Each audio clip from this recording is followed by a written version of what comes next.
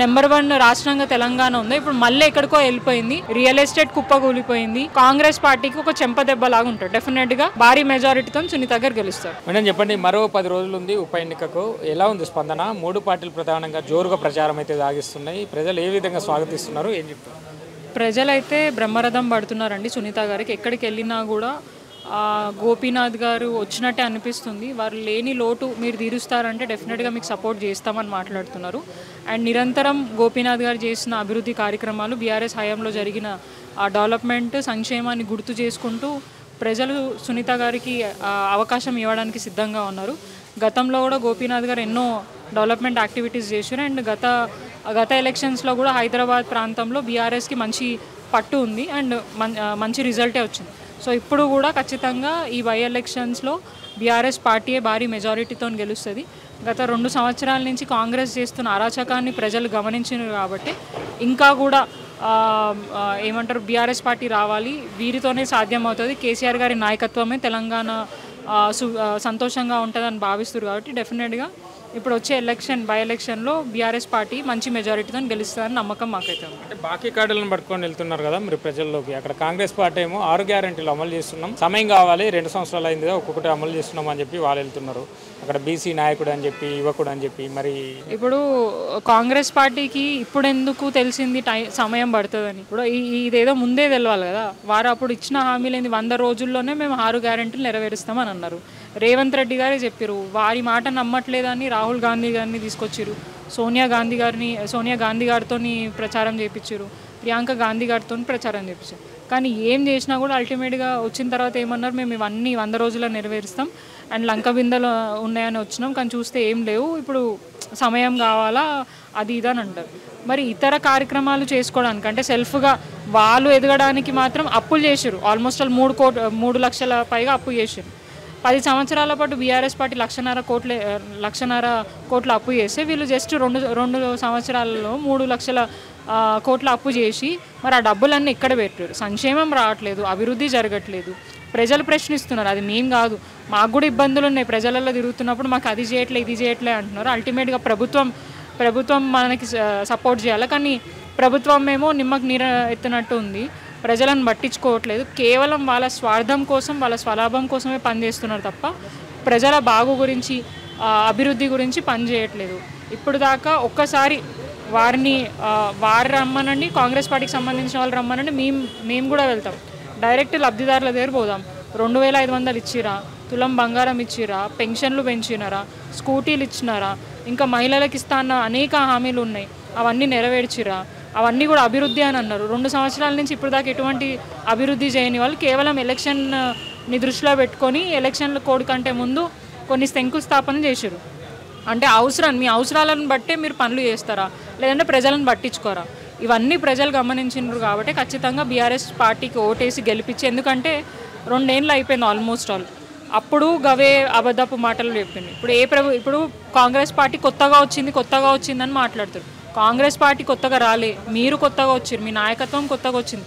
Administration పాలన చేయడం చేత కాకపోతే దిగిపోయి కనీసం ఎక్స్పీరియన్స్ ఉన్న వాళ్ళకైనా ఇచ్చి పరిపాలిస్తే కనీసం తెలంగాణ వెనుకకు పోకుండా అవుతుంది. ఇప్పుడు ఆల్మోస్ట్ ఆల్ 15 సంవత్సరాల పాటు వెనుకకి వెళ్ళిపోయింది. ప్రజలే స్వయంగా చెప్తారు 10 years ఎంత అభివృద్ధి చెందిందో. నెంబర్ 1 రాష్ట్రంగా తెలంగాణ ఉంది. ఇప్పుడు మళ్ళీ ఎక్కడికో వెళ్ళిపోయింది. ఏ రంగం ప్రజలు కూడా సంతోషంగా లేరు. రియల్ ఎస్టేట్ కుప్పగూలిపోయింది. ప్రజలందరూ కూడా అంటే బిజినెస్లు నడుస్తలేవు.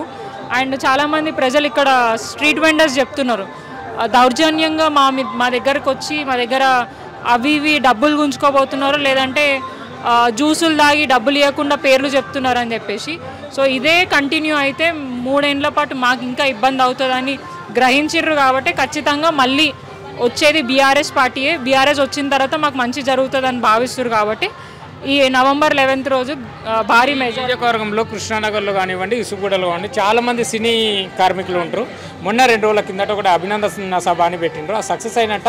అదేవిధంగా నిన్నటి నుంచి సోషల్ మీడియాలో ఈ ఏరియాలో మైనార్టీలు ఎక్కువ ఉంటారు కాబట్టి మైనార్టీలకు మంత్రి పదవి అని చెప్పి ఒక చక్కర్లు కొడుతుంది. ఏం చెప్తారు?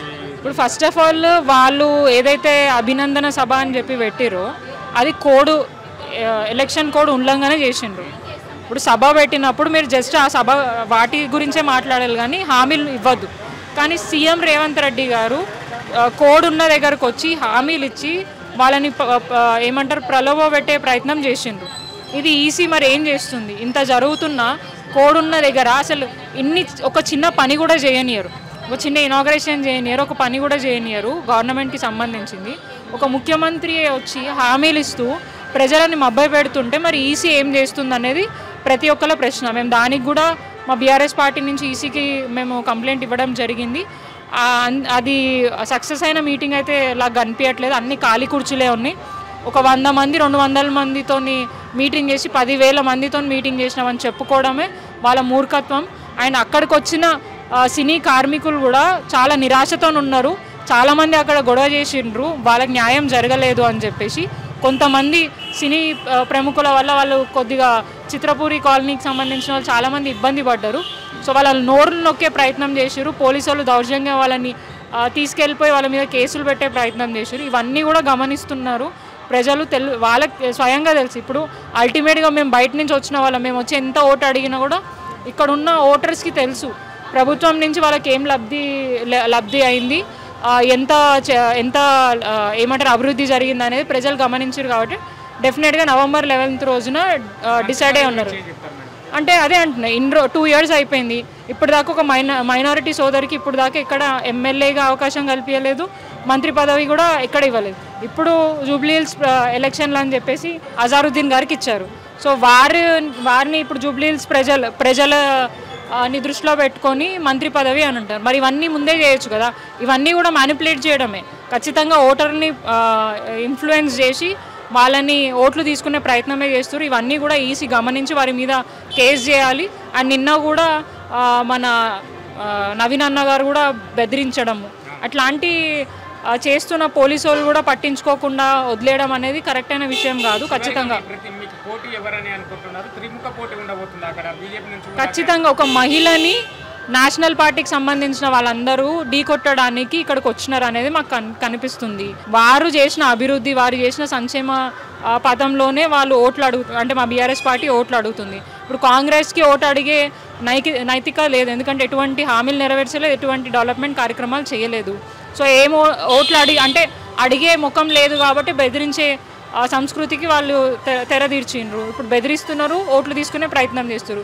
ఇక బీజేపీ అయితే మనం కన్సిడర్ కూడా చేయదు. ఆ క్యాండిడేట్ ఉన్నాడా లేడా అనేది కూడా మనకి కనిపిస్తుంది. సో ప్రజలే డిసైడ్ చేస్తారు November 11th రోజు ఎవరు గెలుస్తారు, ఎవరు అంటే ఇక్కడి నుంచి పంపించేస్తారు. Jubilee hills elections result Congress పార్టీకి ఒక చెంపదెబ్బలాగా ఉంటుంది. డెఫినెట్గా భారీ మెజారిటీతో సునీత గారు గెలుస్తారు.